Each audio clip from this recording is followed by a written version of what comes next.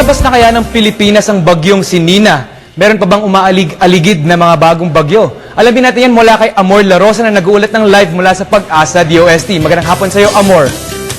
Salamat, Sandro. Magandang tanghali, Pilipinas.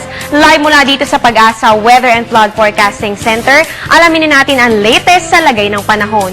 Kumpara kahapon, bahagyang humina si Bagyong Nina. Ito ay huling namataan sa layong 880 kilometers northeast ng Itbayat, Batanes. Taglay nito ang lakas ng hangin na aabot ng 130 kilometers per hour at may pagbugso nga abot naman ng 160 kilometers per hour. Ito ay mabagal na kumikilos pa northwest. Makakaranas pa rin ng pag-ulan ng buong kapuluan na maaaring may kasamang pagkidlat, pagkulog.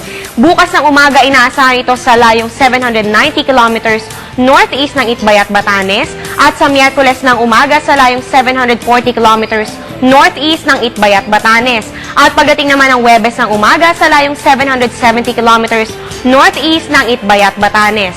Ang estimated rainfall na dala ni Nina ay mula 10 to 25 millimeters per hour. Ito po ay considered heavy to intense, kaya mainam na maging handa sa lahat ng oras. Naapektuhan pa rin po ito ng high pressure area na nagpapabagal sa kilos nito. At ito po ay maaari pang magtagal sa ating Philippine Area of Responsibility. Ayon kay Mr. Fernando Cada, isang weather forecaster ng Pag-asa, maaari po itong lumabas ng ating bansa sa Miyerkules. Ito po, may namataan pa po silang isang bagyo sa labas ng Philippine Area of Responsibility. Ang international name po niyan ay Maria. Pero maliit pa naman po ang posibilidad na ito ay pumasok sa ating bansa. Pero kung sakaling meron pong panibagong bagyo na pumasok sa ating bansa, ito po ay tatawaging Bagyong Ophel. May 5 o 6 na bagyo pa raw ang inaasahang papasok sa bansa bago magtapos ang taong 2012.